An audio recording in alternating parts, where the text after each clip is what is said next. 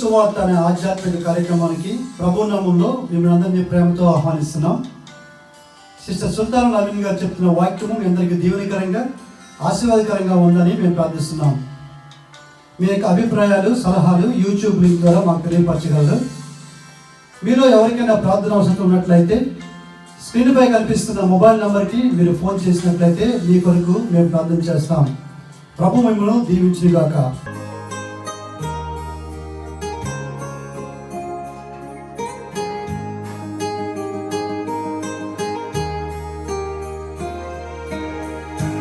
యేసు నీవే నా ప్రియుడవు, నీవే నా రక్షకుడవు. యేసు నీవే నా ప్రియుడవు,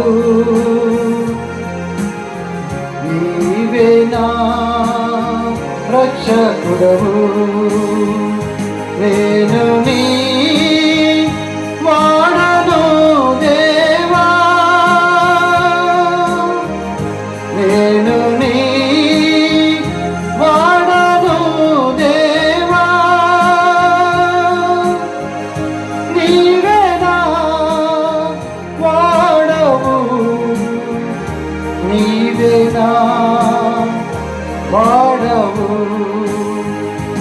యేసు నీవే నా ప్రియుడవు, నీవే నా రక్షకుడవు.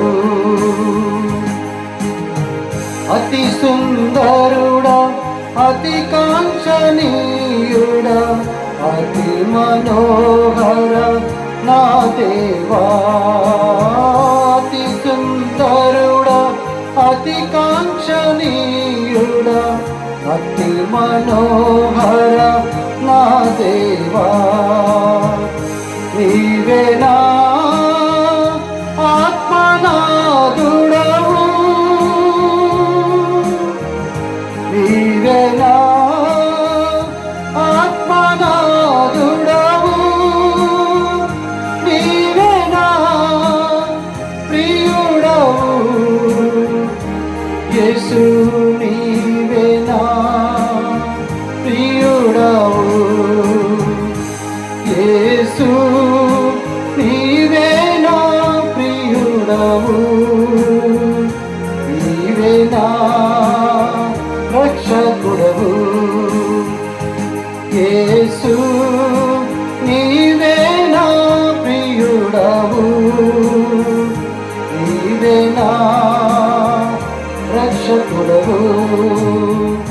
నేను నీ వాడను దేవా, నేను నీ వాడను దేవా, నీవే నా వాడవు, నీవే నా వాడవు. యేసు నీవే నా ప్రియుడవు, నీవే నా రక్షకుడవు. త్రియేక దేవా పరిశుద్ధుడా యేసు, మహనీయుడవు నా స్వామి.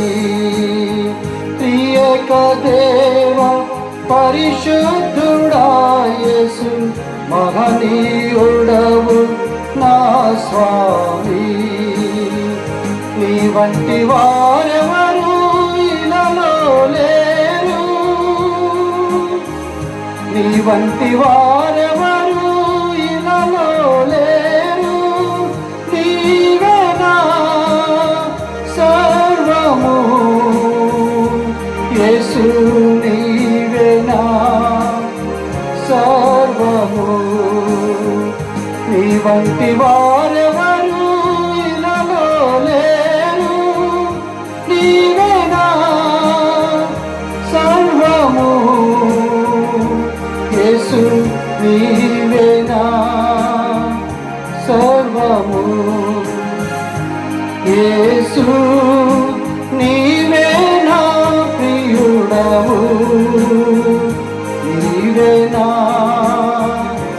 రక్షకుడవు యేసు నీవే నా ప్రియుడవు నీవే నా రక్షకుడవు నేను నీ వాడను దేవా నేను నీ వాడను దేవా నీవే నా వాడవు నీవే నా వాడవు నేను నీ వాడను దేవా నేను నీ వాడను దేవా నీవే నా వాడవు నీవే నా వాడవు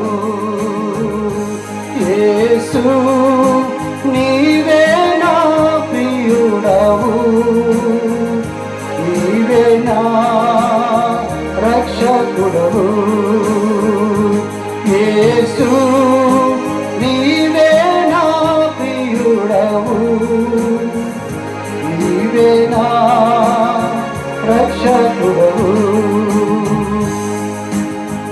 మొదటి కొరింథీయులకు రాసిన పత్రిక 2వ అధ్యాయము 1-2 వచనాలు చదువుతున్నాను. సహోదరులారా, నేను మీ యొద్దకు వచ్చినప్పుడు వాక్చాతుర్యంతో కానీ జ్ఞానాతిశయంతో కానీ దేవుని మర్మమున మీకు ప్రకటించి వచ్చిన వాడిని కాను. నేను యేసుక్రీస్తునగా సిలువ వేయబడిన యేసుక్రీస్తును తప్ప మరి దేనిని మీ మధ్య నెరుక్కుందని నిశ్చయించుకుంటున్నాను. మరియు బలహీనతతోనూ భయంతోనూ ఎంతో వణుకుతోనూ మీ వద్ద ఉంటుంది. మీ విశ్వాసం మనుషుల జ్ఞానం ఆధారం చేసుకునక దేవుని శక్తిని ఆధారం చేసుకునే వల్లని నేను మాట్లాడినాను, స్వాత ప్రకటించినాను, జ్ఞానయుక్తమైన తీయని మాటలు వినియోగింపగా పరిశుద్ధాత్మీయ దేవుని శక్తి కనపరచు దృష్టాంతంలో వినియోగించుతాయి. పరిపూర్ణమైన వారి మధ్య జ్ఞానం బోధించున్నాము. ప్రార్థన చేసుకుందాం. తండ్రి, ఘనమైన దేవుడు ప్రభువా, ఏం మాట్లాడవలసింది విజ్ఞానాత్మయుడు తండ్రి. ప్రభా, వాక్యం బోధించవచ్చు కానీ అంతరంగంలో నీ ఆత్మ చేత కరెక్ట్ చేయబట్టం అనేది అది కొందరికి లభిస్తుంది తండ్రి. అదే ఆ పరికరం ప్రభా. బలమైన మీ దర్శనం కోసం కనిపెడుతూ ఉంటుండగా ప్రభా, నువ్వు జ్ఞాపకం చేసుకొని నన్ను ఈ బిడ్డలందరినీ కూడా ఆదరించి నడిపించమని యేసునామములో స్తుతించి వేడుకుంటున్నాను తండ్రి. దేవుని వాక్య భాగాన్ని ఈ వాక్య భాగం మీ మధ్యలో కూడా నేను పంచుకున్నట్టు నాకు జ్ఞాపకం. కానీ మరి దేవుడు కొత్త తలంపులు ఇవ్వాలి, కొత్త తలంపుల్లో ప్రభు అనుగ్రహించాలని దేవుని సన్నిధిలో కనిపెట్టాను. నేను ఈ వాక్య భాగాలలో కొన్ని పాయింట్స్ మీరు రాసుకోవాలంటే నా జ్ఞానాన్ని గురించి కాదు, దేవుడు ఇచ్చిన జ్ఞానాన్ని మీ సన్నిధిలో దేవుని సన్నిధిలో పెడుతూ మీకు తెలియజెప్తుంటున్నాను ఈ వాక్యాన్ని. దీంట్లో ఈ 2వ అధ్యాయంలో ఎన్నో సత్యాలు ఉన్నాయి. ఏ వాక్య భాగం చూసినా చెప్పినవి కాకుండా ఒక నూతనమైన సత్యంలోనికి, నూతనమైన మార్గంలోనికి పరిశుద్ధాత్మ దేవుడు నడిపిస్తున్నప్పుడు దానికి నేను లోబడుతున్నాను. కనుక వాక్చాతుర్యం అన్నది మీ అందరికి కూడా తెలుసు. వాక్చాతుర్యం అనేది చమత్కారంగా మాట్లాడటం, ఒకే ధోరణిలో మాట్లాడటం, పరిశుద్ధాత్మ లేకుండా మాట్లాడటం, మన జ్ఞానాన్ని అనుసరించి మాట్లాడటం, ఎన్నో ఉపమానాలు, కథలు, కల్పనా కథలు వివరించడం, అనవసరమైన నవ్వులు ఉంటాయి దాంట్లో, అనవసర నవ్వులతో మాట్లాడటం, అంతరంగంలో ప్రభు సత్యం చేత స్థిరపరచబడిన వ్యక్తి ప్రతి నిమిషాన్ని, ప్రతి ఒక్క చిన్న గడియను కూడా చాలా విలువైనదిగా ఎంచుకుంటారు. మరొక దాంతో సంబంధం ఏమాత్రం కూడా ఉండదు అనే విషయం మీ మధ్యలో మాట్లాడుతుంటున్నాను. వాక్చాతుర్యం గురించి అనేక సార్లు మీరు చెప్పాను కాబట్టి అది నేను ఇప్పుడు ఏం చెప్పట్లేదు. తర్వాత అదేంటి సువార్త అనేది అది ప్రేమ, దేవుని ప్రేమకు సంబంధించింది, దేవుని ప్రేమకు సంబంధించింది, దేవుని కృపకు సంబంధించింది, దేవుని మహిమకు సంబంధించింది. ఆ వాగ్దానాలన్నీ కూడా బైబిల్ గ్రంథంలో ఉన్నాయి. ఆ విషయాల గురించి నేను అసలు మాట్లాడాను. కృపా స్వార్త, ప్రేమతో ఆ స్వార్త, మహిమ కలిగిన స్వార్త, పరిశుద్ధమైన స్వార్త, ఇలాగా ఈ స్వార్థలన్నీ కూడా బైబిల్ గ్రంథంలో ఉన్నాయి. వీటన్నిటి యొక్క కలయికయే ఒక వ్యక్తి జీవితంలో స్వార్థలో అది అది అది నిలబడుతుంది. ఈ లక్షణాల యొక్క కలయిక అంతరంగంలో పరిశుద్ధమైన దేవుని సన్నిధిలో సజీవంగా నిలబడుతుంది. అంతరంగం దేవుని ఆత్మ చేత కట్టుబడటం అనేది అంత ప్రాముఖ్యమైనది అక్కడ నిలబడుతుంది. తిమోతి రాసిన పత్రికలో రాస్తాడు, 1 తిమోతి రాసిన పత్రికలో పవిత్ర హృదయం నుండి, మంచి మనస్సాక్షి నుండి, నిష్కపటమైన విశ్వాసం నుండి కలుగు ప్రేమ అన్నాడు. దాంట్లో ఏంటంటే విశ్వాసం అనే దానికి ముందు ఏమొస్తాడంటే ఉపదేశిక సారము అన్నాడు. దాంట్లో ఈ మాట ఎన్నోసార్లు ఉపయోగించవచ్చు, ఎన్నో మెసేజెస్ ఉపయోగించవచ్చు. ఇప్పుడు నేను ఉపయోగించిన ఈ మెసేజ్ ఇది ప్రభు ఇచ్చిన ఆ స్థానం ఏంటో మరి నాకే తెలియదు. ఎందుకంటే వాక్చాతుర్యం దాని గురించి మాట్లాడేటక్కడ స్వార్థం అనేది ప్రేమతో కూడినటువంటిది అని చెప్పాను. నేను ప్రేమకి కనెక్ట్ చేయబడినటువంటిది అని చెప్పాను. కృపకు, మహిమకు, పరిశుద్ధతకి కనెక్ట్ చేయబడింది స్వార్థం అని చెప్పాను. ఇది విశ్వాసం ద్వారా క్రీస్తు యొక్క శిలువలో ఏకం చేసేది అనే విషయం మీతో మాట్లాడుతూ తిమోతి పత్రికలో ఉపదేశం యొక్క సారం అని అన్నట్టు. దాంట్లో మనం ఉపదేశిస్తున్నామంటే దేవుని వాక్యాన్ని చెప్తున్నామంటే దాని సారం ఇవన్నీ కలిగి ఉండాలి. సారం దీంట్లో ఒకటి లోపించి మనం వాక్యం చెప్తే అది పరిపూర్ణత చెందదు అనే విషయం కూడా మీతో మాట్లాడుతుంటున్నాను. నేను మీకు స్లోగా చెప్తున్నాను, ఎందుకంటే స్పీడ్గా నేను గవ్వ వెళ్ళేదానికంటే కొంచెం సులభం మీతోనే మాట్లాడుకుంటున్నాను. ఈ వాక్యం అర్థం చేసుకోవడానికి దేవుని పరిశుద్ధాత్మ దేవుడు మీకు తోడే ఉండినట్టు కాక. తర్వాత ఉపదేశం యొక్క సారం అన్నాడు. అక్కడ మనం ఉపదేశం ఇస్తున్నాం, మీరు ఉపదేశం దాని సారం ఏంటి, ఏం మాట్లాడుతున్నాం దాంట్లో అనేది నాతో ప్రభు మాట్లాడిన వాక్చాతుర్యమా, జ్ఞానమా, కల్పనా కథల, మితమైన అంశాల ఏంటి, గాలి కొట్టుకుని పోయేది ఎటువంటిదా, గాలి కొట్టిపోయి ఉపదేశాలు మాట్లాడుతుంటున్నామా, అంతర్యంలో క్రీస్తు ప్రేమ చేత కట్టుబడినటువంటి ఉపదేశాలు మన హృదయం నుంచి వస్తున్నాయా, అవి శిలువ ధ్వజంలో నుంచి ఆత్మ కట్టుబడినటువంటి ఉపదేశాలు హృదయంలో వస్తున్నాయా అనే విషయాన్ని ఒకసారి ఆలోచించుకోవాలి. మనం కూడా ఆలోచించుకోవాలి. ఆహా బాగుందంటే బాగుంటాం కాదు, అబ్బా చాలా బాగా చెప్పారంటే చెప్పడం కాదు. అది నేను నేర్చుకుంది. మీరు ఉపదేశాలు, మంచి ఉపదేశాలు అని ఇస్తే ఎవరు కూడా దాన్ని మెచ్చుకోరండి. ఆయన ప్రియులు చెప్తే ఎవరు మెచ్చుకోరు. బాగుందని కూడా ఇవ్వడం లేరు. అంటే ఆయన బిడలైన వారు మాట అనగలరు, అంతే అనమాట అర్థం.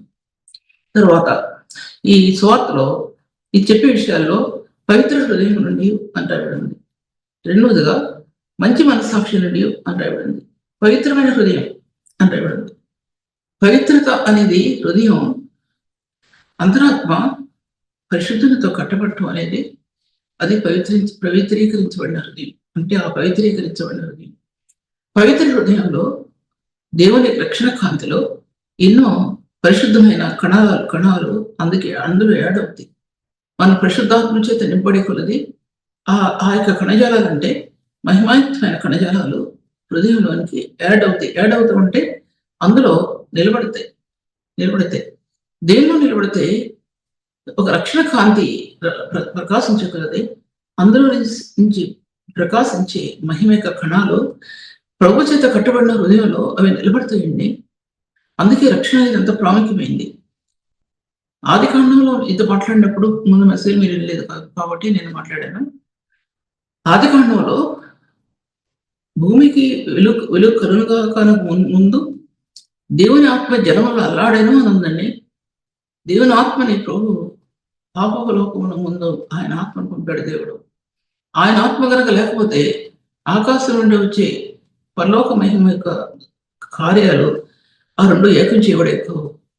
ఒక హృదయంలో దేవుని ఆత్మ లేకుండా మహిమలైనటువంటి కణాలంటే నీకు నాకు తెలియనటువంటివి. సూర్యకాంతిలో నుంచి ఆ వలయాలు ఎలా వస్తున్నాయో, రక్షణ కాంతిలో నుంచి ఆ వలయాలు నీకు నాకు తెలియని వలయాల్లో ఇవి దాచిపెట్టబడి ఉన్నాయండి. ఇవి దాచిపెట్టబడి ఆత్మకి సంపదలుగా తీసుకొచ్చే స్వార్థ సేవలు అది సంపద. చాలా ఉన్నతమైనటువంటి మార్గం ఉంది స్వార్థ సేవలు. నేను ఎక్కువ సబ్జెక్ట్ అయిపోద్ది నేను ఎక్కువ మాట్లాడితే. మీరు అర్థం చేసుకోవాలి. మళ్ళీ 2 సార్లు చెప్పాల్సి వస్తుంది. చాలా మందికి ఇది నచ్చదు. ఎందుకు నచ్చదు అంటే దీంట్లో కల్పనా కథలు లేవు, నవ్వించే కథలు లేవు, ఇంకా పొడుగు కథలు లేవు, లేకపోతే ఊరించే కథలు లేవు. సిలువే దర్శనం అంటారు. లేకపోతే సిలువే దర్శనమా అంటే సిలువే దర్శనం. సిలువ యొక్క ప్రత్యక్షత, బైబిల్ యొక్క ప్రత్యక్షత, సిలువ యొక్క ప్రత్యక్షత, క్రీస్తు యొక్క ప్రత్యక్షత. శిలువ యొక్క ప్రత్యక్షత, తండ్రి దేవుని యొక్క ప్రత్యక్షత, ఈ రెండు అన్ని కూడా ఏడైపోయి శిలువ యొక్క ప్రత్యక్షత, ఆయన రక్తంలోని ప్రత్యక్షత ఆత్మకి ఇవ్వడింది నేటి పరిశుద్ధులకి. అది గనక లేకపోతే పరిశుద్ధులు ఆ తేజమయమైన స్థానాల్లో ఆత్మ వారిని అంతరాత్మ నిలబడటం అనేది సాధ్యపరచబడదు. ఆకాశం నుండి ఆ మహిమాయుక్తమైన వెలుగు వచ్చినప్పుడు కింద అగాధ జలాల్లో వేదన పడుతున్నటువంటి ఆత్మ, క్రీస్తు ఆత్మ అందులో పెనవేసుకుందంటే తండ్రి కుమారుని మరణానికి ఎలా అప్పగించాడో ఏషియా గ్రంథంలో ఆయన దేవుని ఆత్మ ఎలాగా ఇష్టపడిందో కుమారుని చూసి ఆ హృదయంలో నుంచి మాట్లాడినాడు. దాంట్లో ఏంటి అలాగా పరిశుద్ధాత్మ దేవుడు ఆయన అల్లాడుతూ ఉంటే ఈ పాప ప్రపంచంలో ఆ జీవం కట్టబడిందండి.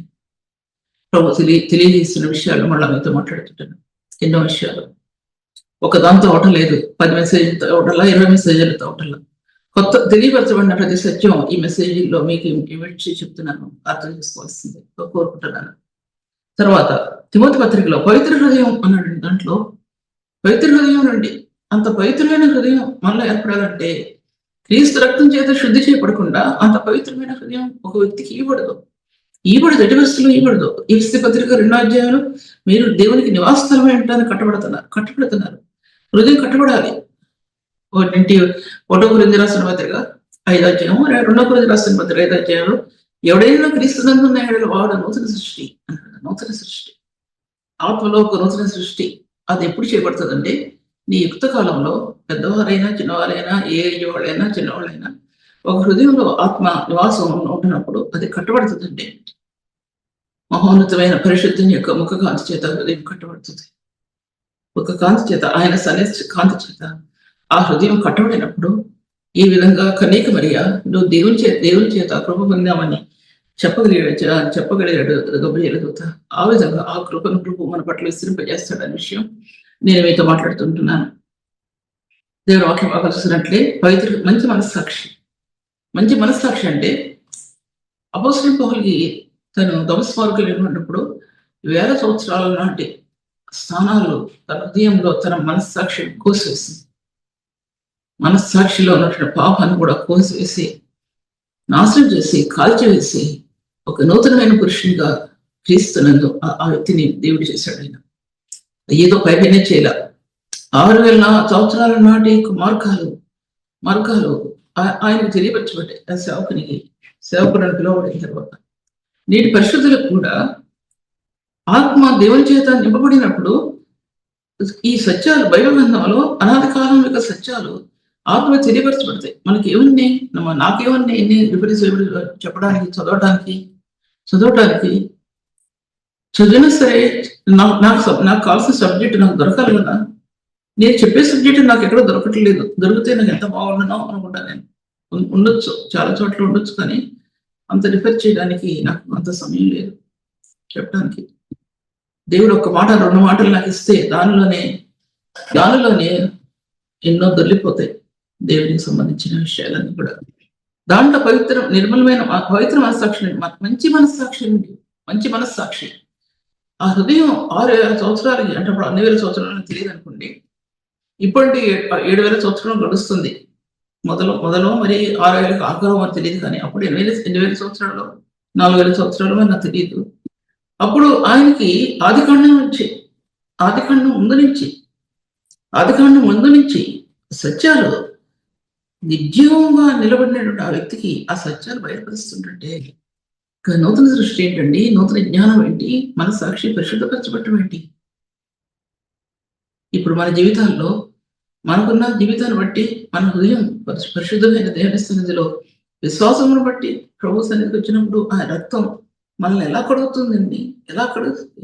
ఏ వాక్యం చెప్తున్నాం, ఏ వాక్యం వింటున్నాం, ఏ వాక్యం బోధిస్తున్నాం, ఏ వాక్యం బోధన మనం వింటున్నాం, దానికి ఎగిరిపోతుందా గాలిపటం లాగా. కానీ దాని హుక్స్ నీ హృదయం అనే స్థానాల్లో ఆ యొక్క గొలుసులు నీ హృదయాన్ని కట్టబడ్డాయా, లేకపోతే సేవకలించు అనే విషయం మీ మధ్యలో నేను మాట్లాడుతుంటున్నాను. తర్వాత వాక్య భాగాల్లో ఇక చూసినట్లయితే అది నేను చాలా విషయాలు చెప్పాను కాబట్టి అది చెప్పను.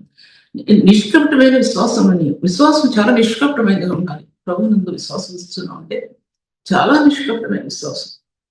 మలినం లేని, పాపం లేని, అపవిత్రత లేని విశ్వాసం. అది యొక్క ప్రభు యొక్క కలవరి శిలువలోనే తప్ప, కలవరి శిలువలో క్రీస్తు విశ్వాసం ఉంచడం అందు తప్ప మరి ఏ విధంగా అటువంటి కార్యం ఏ హృదయంలో కూడా జరగదని చెప్తున్నాను. విశ్వాసం ద్వారా దేనికోసం విశ్వాసం? నేను ఈ రేపు పెద్ద కారు కొంటున్నాను విశ్వాసమా? లేకపోతే నేను ఎల్లుండి సంవత్సరం తర్వాత పెద్ద బంగ్లా కడుతున్నానని విశ్వాసమా? అది కాదు నేను చెప్పేది విశ్వాసం. ప్రభు ఇస్తాడు, ఆయన ఎలా ఇస్తాడు ఆయన. దాన్ని విమర్శించే విషయం కాదు నేను చెప్పేది. విశ్వాసం అనేది దేవుని గ్రంథంలో వాక్యం ముందు విశ్వాసం ఉంచడం వలన, లేకపోతే క్రీస్తు రక్తం నందు విశ్వాసం ఉంచడం వలన. రోమి రాసిన పత్రిక 5వ అధ్యాయం 6వ అధ్యాయం చదవండి. దాంట్లో ఎన్ని విషయాలు దాచిపెట్టబడి ఉన్నాయి. విశ్వాసంలో ఎన్ని విషయాలు దాంట్లో దాచిపెట్టబడి ఉన్నాయి విశ్వాసం ద్వారా. ఆయన కూడా చాలాసార్లు చెప్పాను కాబట్టి రిపీట్ చేయట్లేదు. ప్రేమలో కానీ, దేవుని యొక్క జ్ఞానంలో కానీ, దేవుని యొక్క కృపలో కానీ అన్ని 5వ 6వ అధ్యాయాలు రాయబడి ఉన్నాయి. మీరు టిక్ చేసుకోవచ్చు, చదివి చేసుకోండి. ప్రభువునందు విశ్వాసం ఉంచడం ద్వారా అంతకంతకు ఆత్మ వర్ధిల్లడం మనం చూడగలం. ఆత్మ ఎలా వర్ధిల్లుతుంది అనేది అందులో మనకు కనపడుతుంది. విశ్వాసం ద్వారా కనపడుతుంది. విశ్వాసం ద్వారా అటువంటి మార్గాల్లో ఆత్మ నెమ్మది పొందుతుంది. విశ్వాసం ద్వారా లేని వాటిలోనికి నిరీక్షణ ఎలా తీసుకెళ్తుందో విశ్వాసం ఆ మార్గాల గుండా మన అంతరాత్మ నడిపిస్తుంది. విశ్వాసం ద్వారా బైబిల్ గ్రంథంలో నిఘంటువుల్ని మనకు ఆత్మకు అర్థం చేస్తుంది. విశ్వాసం ద్వారా అది యథార్థంగా నడిపిస్తుంది. యథార్థమైన మార్గాలు, నిష్కపటమైన మార్గాలు నడిపిస్తుంది. న్యాయమైన మార్గాలు నడిపిస్తుంది. మలినము లేని హృదయాన్ని మనకిస్తుంది. మలినము లేని మనస్సాక్షిని ఇస్తుంది. మలినము లేని మనస్సాక్షిని తిమోతి అంటున్నాడు. తిమోతి పవిత్ర హృదయం నుండి, మంచి మనస్సాక్షి నుండి, నిష్కపటమైన మంచి మనస్సాక్షి నుండి, నిష్కపటమైన విశ్వాసం నుండి కలుగు ప్రేమ. దాంట్లో ప్రేమ పుట్టుద్ది. వీటిలో ప్రేమ పుట్టుద్దండి. ఏ ప్రేమ పుట్టుద్దంటే కలువరి యొక్క విశ్వాస మార్గాల్లో, రక్త మార్గాల్లో ఆ ప్రేమని ఆత్మలో పుట్టినప్పుడు అప్పుడు చేయండి పరిచర్య.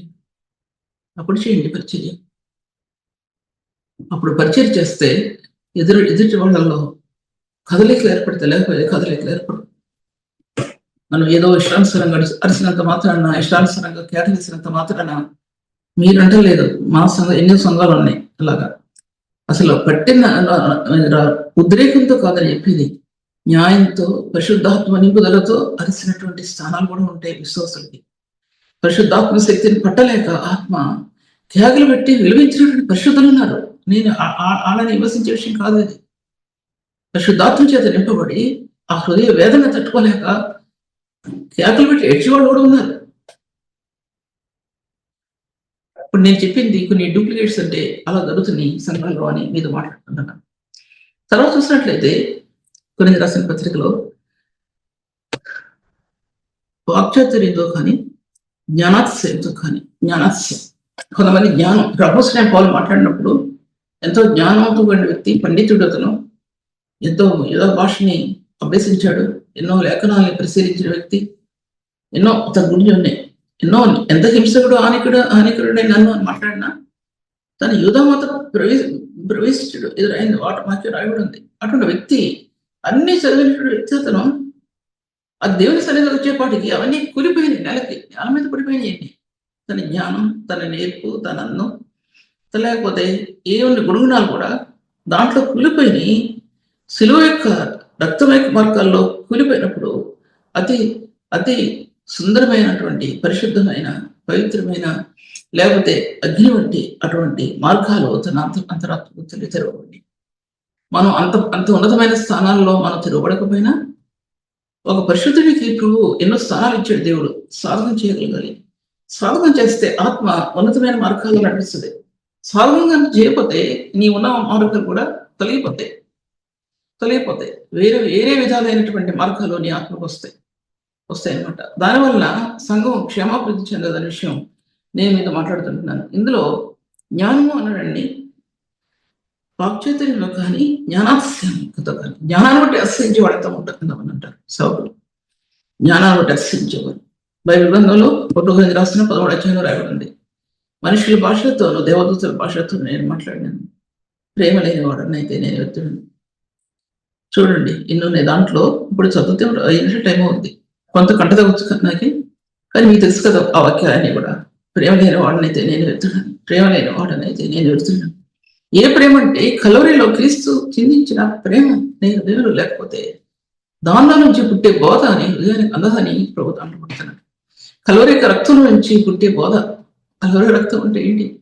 భూలోకాన్ని తలక్రిందులు చేసింది, యుగాల్ని తలక్రిందులు చేసింది, రాజుల్ని నాయకుల్ని తలక్రిందులు చేసింది, దుష్టులైన మనుషుల్ని నేలను కూల్చింది. బైబిల్ చెప్తుంది, ఇప్పుడు చెప్పే వాక్యం నేలను కూల్చివేసింది. ఆ కలవరి యొక్క రక్తం, ఆ కలవరి యొక్క రక్తం అనాది కాలంలోనే పుట్టింది. యుగాల్లో దాచిపెట్టబడినటువంటి కలవరి రక్తం, అది పరిశుద్ధుని యొక్క ప్రేమ చెప్పబడింది, వాక్యం అని చెప్పబడింది. అన్నిటికీ రిఫరెన్సెస్ ఉన్నాయి. ఒకటి తీసి చెప్పలేను కాబట్టి నీకు తెలుసు కాబట్టి చూసుకోండి. ఏం చేయవలసిన ఒక వ్యక్తి పరిశుద్ధుడు అవటానికి, నీతివంతుడు అవటానికి ప్రభు శిలువ దగ్గర వచ్చి, ప్రభువా నేను అంగలారిస్తే నీ వేదన ఉంటే హృదయంలో నేను నీతిమంతుడిగా తీర్చుతారు, నీతిమంతుడిగా పవిత్రురాలుగా నేను తీసుకొస్తాను విషయం నేను వీటితో మాట్లాడుతుంటున్నాను. జ్ఞానాతిశయంతో. కానీ జ్ఞానం అనేది బైబిల్ సంబంధించిన జ్ఞానం, ఎన్నోసార్లు బైబిల్ చదివి సంపాదించిన జ్ఞానం ఉండొచ్చు, బైబిల్ చదవచ్చు, అది జ్ఞానం కాదు. బైబిల్ చదివినా సరే ఆ జ్ఞానంలో నక్షత్ర కాంతులు ప్రకాశిస్తాయి, సూర్య కాంతులు దాంట్లో ప్రకాశిస్తాయి, తేజోమయమైన వేకువ చుక్కలందు ప్రకాశిస్తాయి, మహిమా నక్షత్రాలు అందులో ప్రకాశిస్తాయి. ఈ గ్రంథంలో బైబిల్ గ్రంథంలో బైబిల్లో జ్ఞానంలో ఆ యొక్క మార్గాలు కనపరిచినప్పుడు అప్పుడు అర్థమవుతుంది ఆ సేవకునికి ఏది చెప్పాలో అర్థమవుతుంది, ఏ వాక్యం చెప్పాలో అర్థమవుదు, ఏ వాక్యం బోధించాలో అర్థం కాదు. దాని గుండెల నిండా జ్ఞానం నింపబడుతుంది, జ్ఞానం యొక్క దారాలు నింపబడతాయి. పరిశుద్ధ సన్నిధిలో నుంచి పొందిన జ్ఞానాన్ని ఆత్మలో నిలబడుతుంది. ఆ దేవుని సన్నిధిలో అందరూ ఇష్టపడండి, కొంతమంది ఇష్టపడతారు. ఈ లోకంలో నడిచే వ్యక్తికి ఆ కళ్ళకు కూడా కనపడదు. ఈ లోకంలో నడిచే వ్యక్తికి హృదయంలోనికి ఏ చిన్నది కూడా వెళ్ళదండి. ఇది మాట్లాడుతున్నా నేను. ఆ హృదయంలోకి వెళ్ళదు ఆ జ్ఞానం. ఎందుకు వెళ్ళదంటే ఆ హృదయం అంతా కూడా పాపము కళలతో నింపడిన హృదయం. ఈ జ్ఞాన రేఖలు ఆత్మకందం మూడుడి దగ్గర తీసుకెళ్ళి వస్తే ముత్యాలు, లేకపోతే వాక్యం ఉంది, ఈ ముత్యములను పొందలేదట పారవేయకుడి అన్నది. పారవేస్తే ప్రయోజనం ఏంటంటే అవి మిమ్మల్ని తొక్కేస్తాయి అన్నమాట అర్థం. అలా చెప్పాడు ప్రభు వాక్యాన్ని. జీవమైన దేవుని వాక్యాన్ని, సంపదని ఈ లోక సంబంధమైన వారికి కానీ, ప్రభువులో సరిగ్గా జీవించిన వారికి కానీ చెప్తే వారికి ఏమాత్రం కూడా ఎక్కదండి. ఎక్కదనే విషయంలో మాట్లాడుతున్నాం మీతో, ఎక్కదు, ఏమాత్రం కూడా ఎక్కదు. తర్వాత జ్ఞానం అనేది అన్నాడు వాక్యంలో, జ్ఞానం ఉప్పొంగి చేయను కానీ ప్రేమ క్షమాభివృద్ధి కలుగు. మరి ఎప్పుడుందో నాకు రిఫరెన్స్ చెప్పలేదు, కానీ జ్ఞానం ఉప్పొంగింప చేస్తే ఒక సేవకుడు కూడా ప్రేమ లేకపోతే జ్ఞానంతో వాక్యం చెప్తా తనని అత్యాస్పదంగా చేసేస్తా జ్ఞానం. నాకంటే మించిన వాడు ఎవరు లేరని, నాకంటే మించిన వాడు ఎవరు లేరని. సేవకుని యొక్క సేవ యొక్క జీవితంలో ఒక సేవకురాలుగా నేను గ్రహించుకుంది ఏంటంటే, ఇవన్నీ కూడా అణకొట్టబడి నాలో ఎన్నో పరిస్థితులను కూడా నడిచాను బట్టి అన్ని అణకొట్టబడినాయండి, అన్ని అణకొట్టబడి. ఇలాగ మీకు చెప్పడం అనేది నాకు సాధ్యం కాదని మీతో మాట్లాడుకుంటున్నాను. తర్వాత అంటాడు అపోస్తలుడైన పౌలు అంటే ఫిలిప్పీ రాసిన పత్రికలో, క్రీస్తుని గురించి అతి శ్రేష్టమైన జ్ఞానం నిమిత్తం అంటాడు. అతి శ్రేష్టమైన జ్ఞానం నిమిత్తము సమస్త నష్టంగా ఎంచుకున్నాను, నా ప్రభు అయిన యేసుక్రీస్తు యొక్క అతి శ్రేష్టమైన జ్ఞానం నిమిత్తం అంటాడు. ధర్మశాస్త్రమైన నా మూలమైన నీతిని కాక క్రీస్తునందు విశ్వాసం వల్ల నీతిని అంటాడు కదా. నా ప్రభు కోసం అతి శ్రేష్టమైన జ్ఞానం ఎక్కడ పుట్టిందంటే, ఈ జ్ఞానాలన్నీ కూడా పక్కకి వెళ్ళిపోయి నీ హృదయం కలవరి శిలువలో రక్తంలో ఏకం చేయనప్పుడు అక్కడ పుట్టింది జ్ఞానం. ఇంకెక్కడ పుట్ల. ఏకం కాని వ్యక్తికి ఇవేం తెలియదు. ఏకం కాని వ్యక్తికి ఇవన్నీ ఏమైతే ఏంటి ఏకం చేయబడటం. ఏకం చేయబడటం అంటే ఏంటి? ఒక వ్యక్తి జీవితంలో సాఫీగా నడవదు జీవితం. ఓ సహోదరి కానీ సహోదరు కానీ ఒక సేవా జీవితంలో ఫలం అందుకోవడానికి, ఒక సేవా జీవితంలో పరిశుద్ధమైన ఫలం అందుకోవడానికి, ఒక సేవా జీవితంలో నీతియుక్తమైన ఫలాలు పొందడానికి, ఆ వ్యక్తి జీవితంలో ఎన్ని తట్టుకోవాలో ఒకటి కాదు తట్టుకోవటానికి ఎన్నో శ్రమలు, ఎన్నో ఇరుకులు కుటుంబాల్లో ఒకటి కాదండి. మరి మీకు నేనేమో నాకు తెలియదు, కానీ ఇవన్నీ అందుకోవటానికి ఆ వ్యక్తి ఎంత శ్రమ పడతాడో అంటే, ఆ శ్రమలో ఆ పరిచర్యను పట్టుకుని ఎక్కడ జారిపోద్దో ఈ విలువైన పరిచర్య అని గట్టిగా పట్టుకుని, చేతుల్లో పట్టుకుని హృదయంలో పట్టుకొని ఏ పని చేస్తున్నా, ఈ పరిచర్యకి నష్టం కలుగుద్దేమో, ఎవరు ఆటంకం పెడతారేమో ఈ పరిచర్యకని, ఆ పరిచర్య కోసం తను ఎంత వేదన పడతారో అంటే అంత వేదన పడతారు. క్రీస్తు ఏకమైన వ్యక్తి, చెయ్యాలి పొద్దేమో మన బిడ్డల కోసం ఎంత వేదన పడతావు. వాళ్ళు యవనస్తులైనా సరే విడిచిపెట్టకుండా మన దగ్గర పడుకోబెట్టుకున్నట్టు, మా దగ్గర పడుకోబెట్టుకున్నట్టు రోజులు ఉన్నాయి. విడిచిపెట్టకుండా వాళ్ళు ఎక్కడ భయపడతారో, లేకపోతే వాళ్ళ జీవితాలు ఎలా ఉంటాయో అని. అటువంటి దినాల్లో అంత ప్రేమ చూపిస్తామేమని పిల్లల్ని, వాళ్ళ ఎంతో కరీరం చూపిస్తామేమను. అంత దేవుడు జ్ఞానం ప్రకాశింపజేసినటువంటి ప్రభు, ఆ జ్ఞానం అనేది ప్రేమ, పరిశుద్ధని ప్రేమ మధ్యలో నువ్వు క్రీస్తుతో ఏకమైనటువంటి స్థానాలు, అక్కడ జ్ఞానం ప్రేమ పుట్టే, జ్ఞానం ప్రేమ పుట్టే అందులో అక్కడి నుంచి తప్ప నీకెక్కడ జ్ఞానం పుట్ల. అందుకోసం 1 కొరింథీయులకు రాసిన 1వ అధ్యాయంలో రాయబడింది, ఆయన మూలంగా మనకు నీతియు, పరిశుద్ధతయు, నీతియు, విమోచనం. ఆయన మూలంగా పరిశుద్ధత, జ్ఞానం, నీతి, ఆ విమోచనలో 1 కొరింథీయులకు రాసిన 1వ అధ్యాయం 1వ వచనం అందులో పెట్టేయండి. ఆ వాక్యం చాలాసార్లు చెప్పాను నేను, రిఫరెన్స్ ఎన్నోసార్లు, కానీ మళ్ళీ చెప్తున్నా. విమోచన అంత ప్రాముఖ్యమైంది. విమోచన అంత ప్రాముఖ్యమైన విమోచనలో ఆత్మ వర్ధిల్లాలి. ఆత్మ వర్ధిల్లకపోతే ఇవన్నీ కూడా ఆత్మకు లభించు అనే విషయం నేను మీతో మాట్లాడుకుంటున్నాను. తర్వాత వాక్యభావాలు చూసినట్లయితే కనుక, జ్ఞానం ఉప్పొంగు చేయను, కానీ ప్రేమ క్షమావృత్తి కలుగు. ఈ లోక సంబంధమైన జ్ఞానం కాదు, లేకపోతే మనసుకు సంబంధించిన జ్ఞానం కాదు, మరే జ్ఞానం కూడా అది ఉప్పొంగు చేస్తుంది. శరీర సంబంధమైన జ్ఞానం కానీ, బైబిల్లో ఎన్నోసార్లు చదివి సంపాదించిన జ్ఞానం కానీ, ఎన్నో శాస్త్రాలు పఠించిన జ్ఞానం కానీ, అందులో బైబిల్ ఎన్నోసార్లు చదవచ్చండి. నేను చాలాసార్లు చదివాను, మా సిస్టర్స్ కూడా చాలాసార్లు చదివారు. నేను అది విమర్శించట్లా. అది గ్రహించాలంటే విశ్వాసం మూలంగా ప్రభుతో ఆ రక్తం నీ మీద ఎలా పడింది? ఒక్క రేణువే పడిందా? నీ జీవితంలో ప్రభు ఎదిగే కొలది, అంతరాత్మ ప్రభువులో ఎదిగే కొలది నీ విశ్వాసం యొక్క పరిధి అంతరాత్మలో ఎన్నో రహస్యమైన మర్మాలకి, ఎన్నో రహస్యమైన మహిమ యొక్క స్థానాలకి తేజరినట్టు నువ్వు చూస్తావు. అలా తేజరకపోతే సేవని ఎవరికి ఇవ్వలేవు. ఇంకా నీ సేవని ఎవరు పట్టించుకో, ఎక్కడికక్కడ కొట్టేస్తానే ఉంటారు, ఎక్కడికక్కడ కొడతారండి ఆ సేవ పైకి రాకుండా. అది చేయూతనిచ్చే పరిశుద్ధులు చాలా తక్కువగా ఉంటారు. చేయూతనిచ్చే పరిశుద్ధులు చాలా తక్కువగా ఉంటారు. నేను వాక్య భాగంలో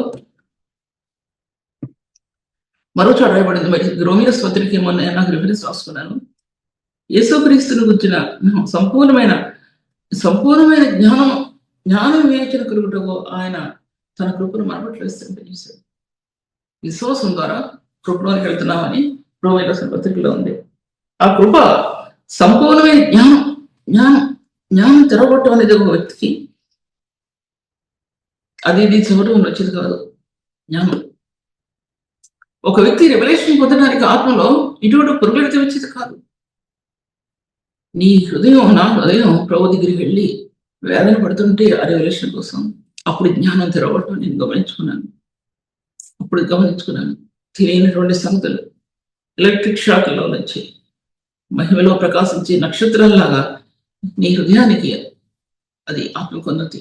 లేకపోతే మీకు నేను చెప్పడానికి సాధ్యపరచబడదు. తర్వాత నీ సంపూర్ణమైన జ్ఞానం కలగటానికి ఆ కృపను, సంపూర్ణమైన జ్ఞానం వివేచన అన్నాడు. జ్ఞానం అంటే యెహోవా భయభక్తులు అంటే జ్ఞానం అన్నటువంటి సామెతల్లో యెహోవా జ్ఞానం అనేది అది ఐశ్వర్యాన్ని ఇచ్చేది. యెహోవా భయం ఐశ్వర్యానికి ఎలా ఇచ్చిందో, యెహోవా భయభక్తులు కలిగిన జ్ఞానం ఐశ్వర్యాన్ని ఇచ్చేది అతనికి. ఐశ్వర్యం అంటే నేను ఈ లోక సంబంధమైన ఐశ్వర్యం చెప్పట్లేదు. ఈ లోక సంబంధమైన ఐశ్వర్యం వాటి గురించి నేను మాట్లాడటం లేదు. అవి కూడా మనిషికి అవసరమే. ఆయన ఇస్తాడు. ఎలా ఇస్తాడో తెలియదండి. నీ బిడ్డ యొక్క చిన్న ఉద్యోగాన్ని దీవిస్తాడు. నీ బిడ్డ యొక్క ఆ యొక్క సంపాదన దీవిస్తాడు. నీ చేతిలో పెడతాడండి తీసుకొచ్చి. దేవుడు నేర్పిస్తాడండి. అన్నీ కూడా ఒకసారి ఐశ్వర్యులు ఎవరు పుట్టలేరు కూడా.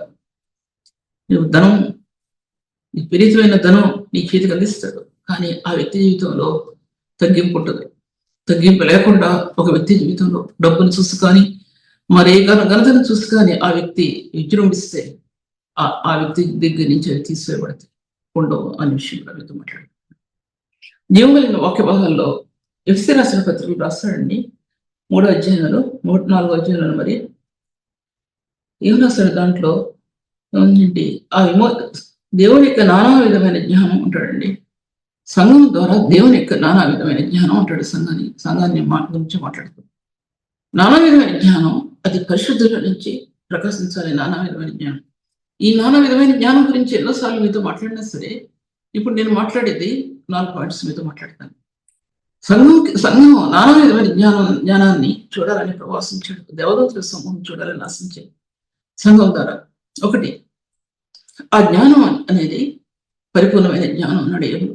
పరిపూర్ణుడైన ప్రభువులు. రెండవది పరిపూర్ణమైన ప్రేమ అన్నాడు ఆయన కొలస్సీ రాసిన పత్రికలు. తర్వాత ఏంటంటే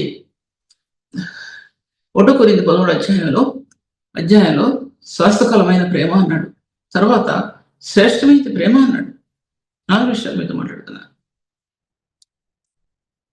కొరింథీ రాసిన పత్రిక 1 కొరింథీ రాసిన పత్రిక 13వ అధ్యాయంలో శాస్త్రకాలం ఉండే ప్రేమ, శ్రేష్టమైంది ప్రేమ.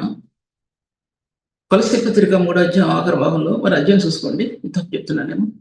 పరిపూర్ణమైనది ప్రేమ చెప్పాడు దాంట్లో. తర్వాత జ్ఞానం పరిపూర్ణమైనది అని చెప్పాడు. 2 చోట్ల చెప్పబడింది. అది ఒక రిఫరెన్స్ యోగులో ఉంది. పరిపూర్ణుడు అయిన దేవుని గురించి చెప్పబడింది. పరిపూర్ణమైన జ్ఞానంతోనూ ఒక చోట చెప్పబడింది. ఇవన్నీ కూడా పరిపూర్ణత అనేది ఒక మాట చెప్పినా సరే, ఒకదాని మాట చెప్పినా సరే ఏమైపోతుంది. కానీ జ్ఞానం అనేది ఒక మాట చెప్తున్నాను. జ్ఞానం ఒక వ్యక్తికి పరిశుద్ధ జీవితంలో జ్ఞానం ప్రకాశించింది. ఒక వ్యక్తికి పరిశుద్ధ జీవితంలో ఎంత పరిశుద్ధుడుగా తన దేవస్థానం నిలబడిందో, ఒక పరిశుద్ధుడు ఈ పాపంలో ఈదుకుంటూ వెళ్తాడండి. ఈదుకుంటూ వెళ్తాడు. 2 చేతులతో కాదు, 2 రెక్కలు ఇవ్వబడతాయి. మహిమాయుక్తమైన రెక్కలు ఇవ్వబడతాయండి. మోషేకి ఎలా ఇవ్వబడ్డాయో ఎర్ర సముద్రమైన దాటడానికి మహిమాయుక్తమైన బాహువు, అలాగా పరిశుద్ధులకి మహిమాయుక్తమైన బాహువులు తెరవబడతాయి. ఈ పాపంలో ఎదటానికి, నిన్ను లోబర్చుకోవటానికి పాప సంబంధమైనవి ఎన్నో నీ ఎదురు పడతాయి. ఎన్నో ఆకర్షణలు నిన్ను ఆకర్షించుకోవటానికి. కానీ దానిలో దేవుని యొక్క మహిమాహస్తం నీకు తోడుగా ఉంటుంది. దాన్ని ఇద్దామని ఎలా ఇద్దో ఈ వేదనతో రోదనతో ఈదుకుంటూ వెళ్తామండి. కన్నీటితో రోధిస్తూ వెళ్తామండి. ఎందుకంటే నా పరిశుద్ధుడు అపవిత్రపరచబడటానికి వీలేదు నా ద్వారా. నా పరిశుద్ధుడు అపవిత్రపరచబడటానికి వీలేదు నా ద్వారా. ఏసేపు లాగా యవనస్తుడైన ఏసేపు పరిశుద్ధుడు అని చెప్పబడినటువంటి ఏసేపు, పవిత్రమైనటువంటి ఆశీర్వాదాలు ఇవ్వండి ఏసేపు జీవితంలో. నా ప్రభు కోసం దేవునికి భయపడే వ్యక్తిగా దేవుని గ్రంథంలో ఎలా రాయబడిందో ద్వితీయోపదేశ కాండం వరకు రాయబడింది.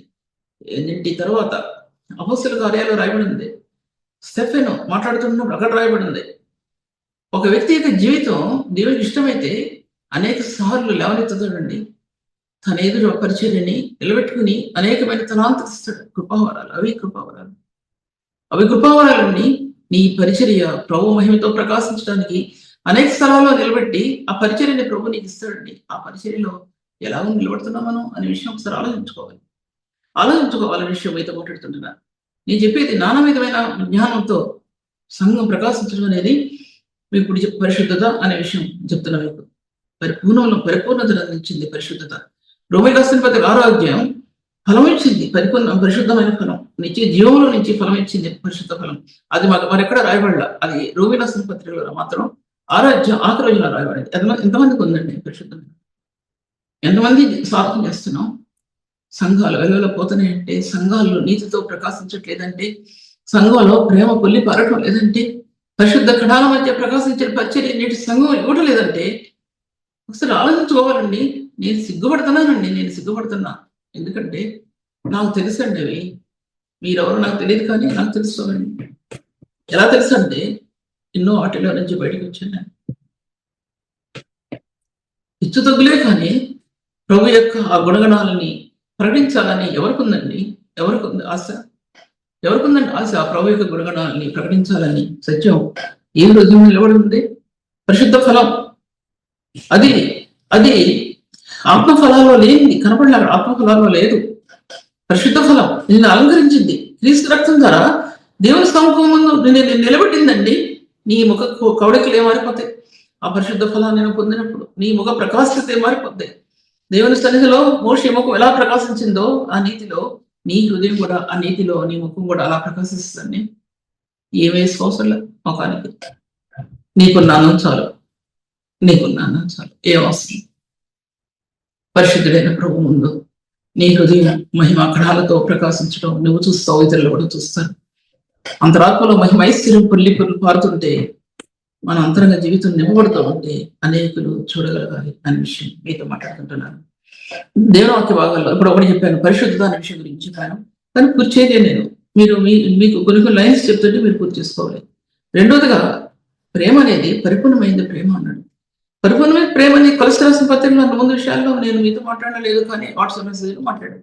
పరిపూర్ణమైన ప్రేమ అన్నాడు. దాంట్లో పైన గుణగణాలు చదువుకోండి. పరిపూర్ణమైన ప్రేమ, పరిపూర్ణత అందించిందండి. పరిపూర్ణత ఎక్కడ చూస్తున్నా పరిపూర్ణతే. ఆ ప్రేమలో నీ హృదయం కట్టబడితే, సిలువ వేయబడిన గాయాల్లో నీ ప్రేమ కట్టబడితే, సిలువ వేయబడిన నీ గాయాల్లో నీ హృదయం కట్టబడితే అప్పుడు అర్థమైందండి పరిపూర్ణమైన ప్రేమంటో. పరిపూర్ణమైన ప్రేమంటో అప్పుడు అర్థమైంది. అప్పటి వరకు అర్థం అవ్వ.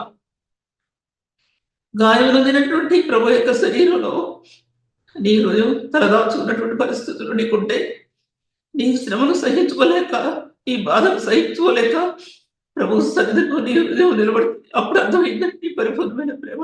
అప్పటి వరకు అర్థం కాలేదు, సహోదరికి అర్థం కాలేదు. అటువంటి పరిపూర్ణమైన ప్రేమది నిన్ను నిలబెట్టింది, తన ఎదుట నిలబెట్టి పరిపూర్ణమైన ఫలం ఇచ్చింది. ఆత్మఫలాలు నీ కాంతి, దేవునికి కాంతి ప్రకాశించింది. ఆత్మఫలం గురించి కూడా నేను చెప్పలేని విషయాన్ని మీతో మాట్లాడుతుంటాను. పరిపూర్ణమైన ఆ ప్రేమ యొక్క ఫలం కొలస్సీ రాసిన అధ్యాయంలో చదివితే ఇంకా మీకు బాగా అర్థమవుతుంది. ఆయనలో ఏకత్వం, ఆయనలో ఏకమవటం, ఆయన ఆత్మలో ఏకమవటం. ఆయన ఆత్మలో ఏకమవటం అంటే ఏంటంటే, ఒక ప్రేమలో ఫలించకపోతే, పరిశుద్ధతలో ఫలించకపోతే, రెండు కూడా చెప్తున్నా, ఫలించకపోతే ఆ గుణగణాలు నీలో రూపాంతరం చెందకపోతే ప్రేమలో ఫలించలేరు వ్యక్తి. ఆ గుణగణాల్లో ఫలించలేరు. రూపాంతరం చెందకపోతే ఆ గుణగణాల్లో నీ ఆత్మ ఫలించడం అనేది సహజం చేయబడదు అన్నమాట అర్థం. సహజం చేయబడదు. అందుకోసం వాక్య భాగాల్లో ప్రేమ గురించి చెప్తున్నాను. నిమిత్తం నేను పరిశుద్ధత గురించి అయిపోయింది, ప్రేమ గురించి చెప్తున్నాను కదా. ఈ ప్రేమ అనేది బైబిల్ గ్రంథం తెరవబడినటువంటి దాన్ని ఒక పరిపూర్ణమైన ప్రేమతో, తర్వాత పరిపూర్ణమైన కృపతో, పరిపూర్ణమైన జ్ఞానంతో, అన్ని రిఫరెన్స్లు ఉన్నాయి. పరిపూర్ణమైన జ్ఞానంతో, పరిపూర్ణమైన కృపతో, పరిపూర్ణమైన ప్రేమతో, పరిశుద్ధతో అది పేతురు రాసిన పత్రిక 2వ అధ్యాయంలో ముందు భాగాల్లో రాయబడి ఉంది. ఏమని రాయబడి ఉందంటే, ఆత్మ వలన పరిశుద్ధత పొందిన వారే విధేయులకు శుభం అని చెప్పి రాయినది. ఆత్మ వలన పరిశుద్ధత పొందిన వారే విధేయులకు, ఆత్మ వలన పరిశుద్ధత పొందిన వారే విధేయులకు వచ్చిన మాట ఉంది, ఇక్కడ రాయబడింది. పరిపూర్ణత, పరిశుద్ధత, పరిపూర్ణత అది ప్రేమలోకి వెళ్ళిపోయింది, అటు నీతిలోకి వెళ్ళిపోయింది, అటు కృపలోకి వెళ్ళిపోయింది. ప్రేమ పరిశుద్ధతలోకి వెళ్ళిపోయింది, నీతిలోకి వెళ్ళిపోయింది.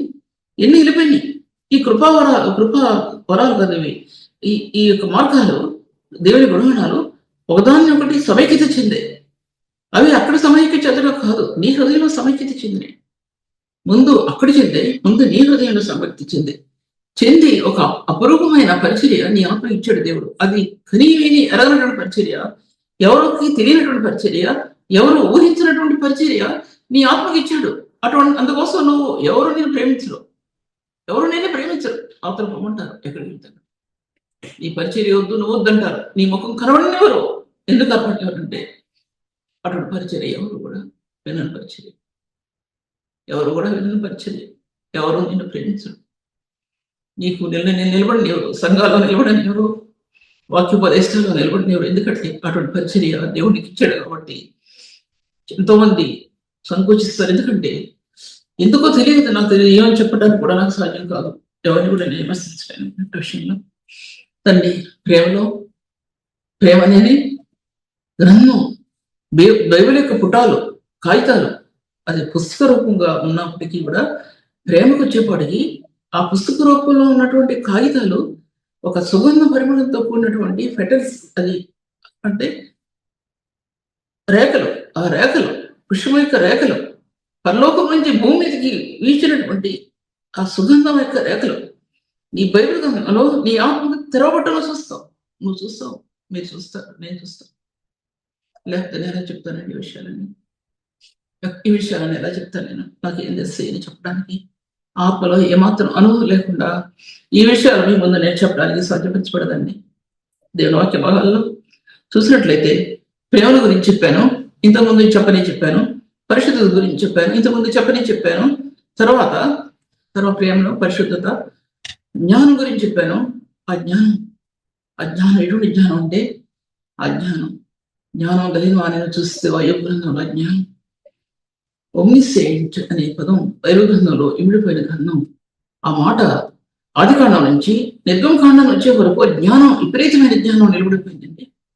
యుగాలు ఎళ్ళే కొలది, గతించే కొలది జ్ఞానం పరిపక్వమైన స్థాయిలో నిలబడటం గమనించుకున్నాం. నూతన నిబంధనలు వచ్చేపాటికి జ్ఞానం ఎడతెగబడటం గమనించుకున్నాం.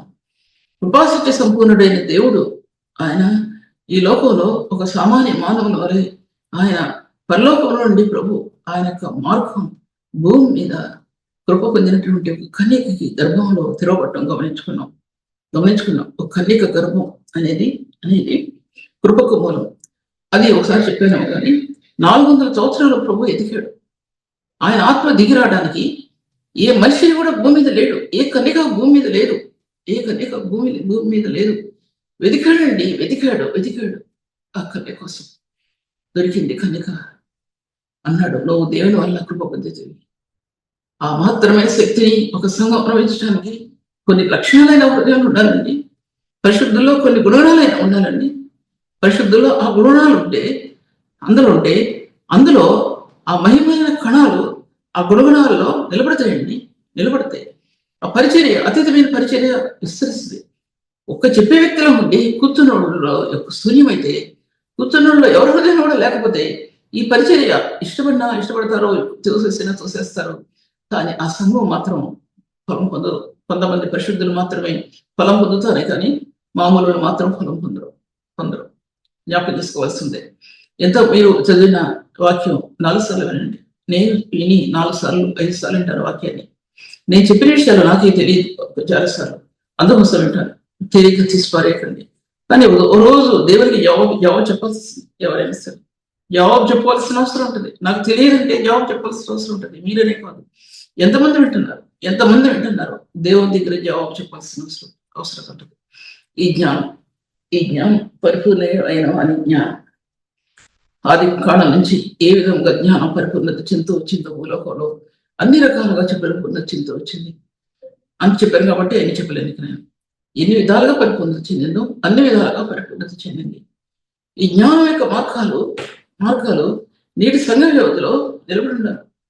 జ్ఞానం గురించి, ప్రేమ గురించి, పరిశుద్ధత గురించి, నీతి గురించి చెప్తున్నా. నీతి, ఈ కలవరి నీతి పరిశుద్ధ రక్తంలో నుంచి ఒక మానవునికి అందించబడింది. పాపైన మానవునికి అందించబడింది.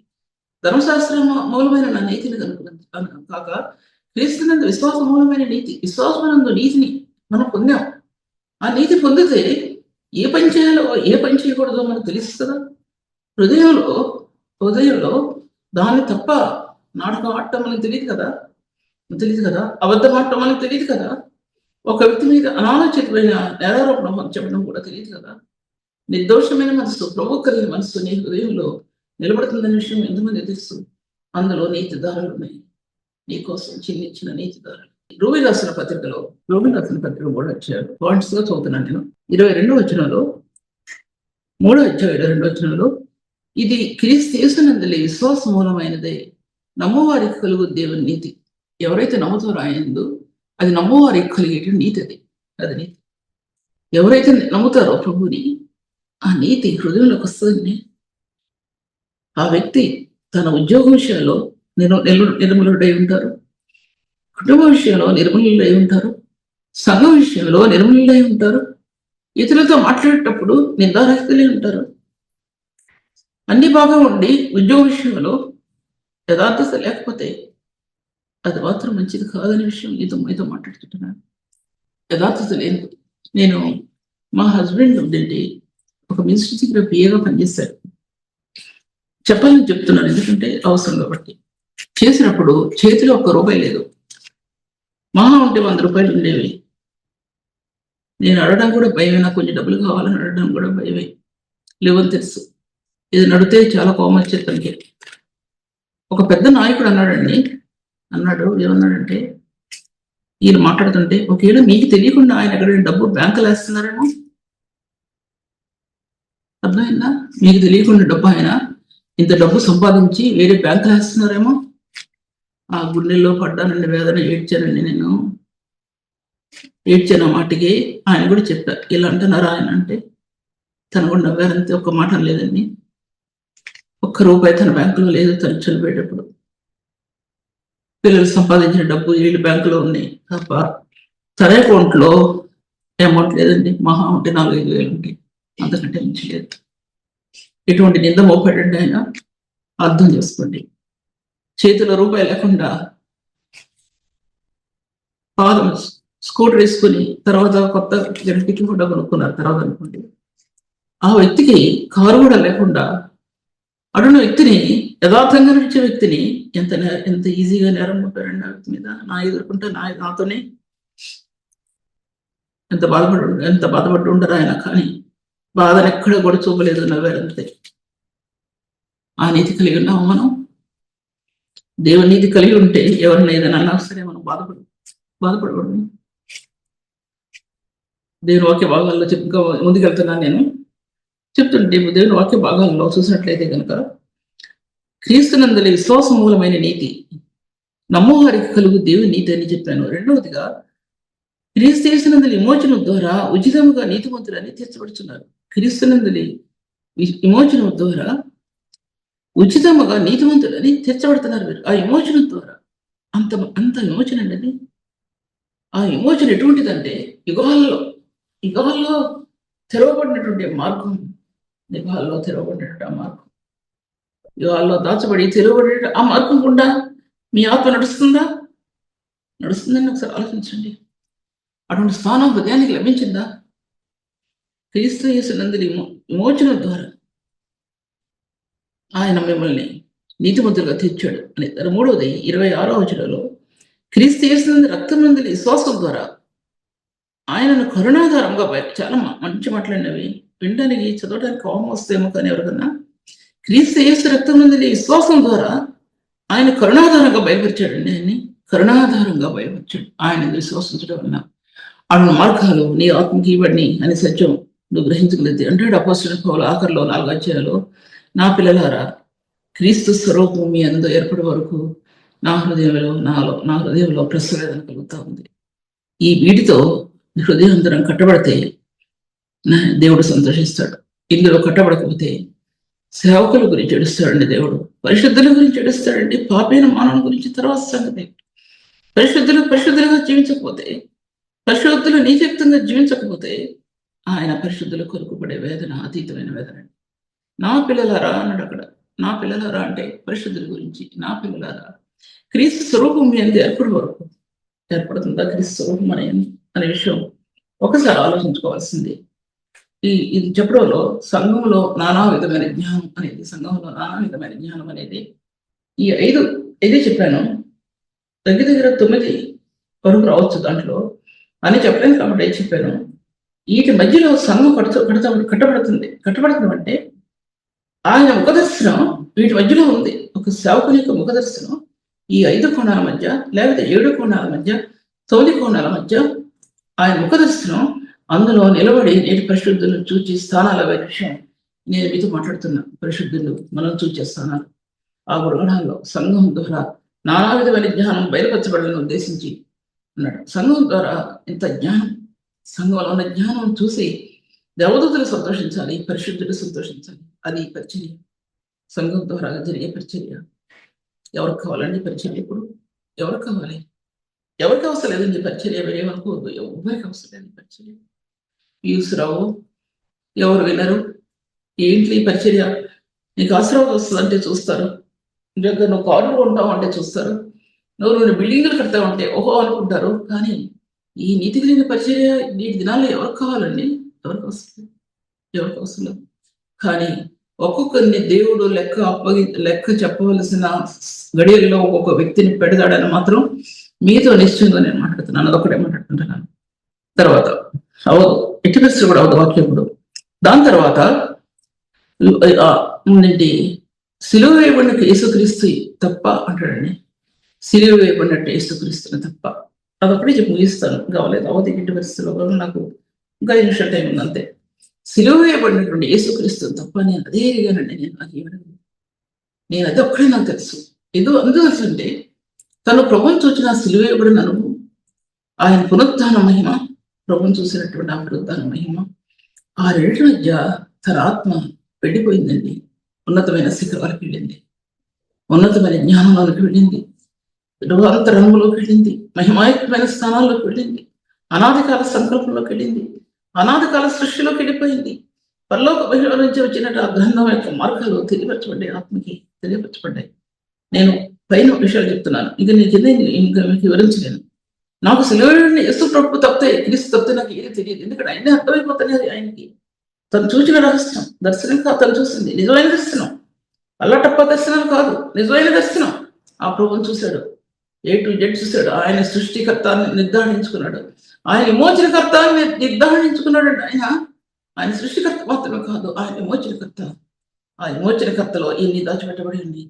ఆ విమోచనలో సర్వ సృష్టి దాచిపెట్టబడి ఉంది, సర్వలోకం దాచిపెట్టబడి ఉంది, సర్వ ప్రపంచం దాచిపెట్టబడి ఉంది, పరలోక భూలోకాలు దాచిపెట్టబడి ఉంది. ఆ విమోచనకర్త నాకు ఆయన ఒక్కడే తెలుసు, నాకు ఎవరు తెలియదు. ఆయన ఒకడే తెలుసు. నాకు సిలువ వేయబడిన యేసుక్రీస్తు తప్ప మరి దేన్ని మీ మధ్యలో నేను ఎదుర్కొంటున్నాను. ఎందుకంటే అపొస్తలుల కొరింథీ పత్రిక 1:17 బాప్తిస్మం క్రీస్తు నన్ను పంపలేదు, కానీ క్రీస్తు యొక్క శిలువ వ్యర్థం కాకుండా అన్నాడు. క్రీస్తు యొక్క శిలువ వ్యర్థం కాకుండా స్వార్థ ప్రకటించడానికి ఆయన నన్ను పంపాడు. స్వార్థ ప్రకటించడానికి ఆయన పంపాడు. క్రీస్తు యొక్క శిలువ వ్యర్థం కాకుండా, స్వార్థం క్రీస్తు యొక్క శిలువ వ్యర్థం కావడానికి వీలు. శిలువ కార్యాన్ని విడిచిపెట్టి అది హృదయంలో లేకుండా ఈ స్వార్థ ప్రకటించడానికి వీల్లేదు, మరేదో బోధించడానికి వీల్లేదు అన్నమాట అర్థం. నేను చెప్పడం కాదు, వాక్యం చెప్తుంది.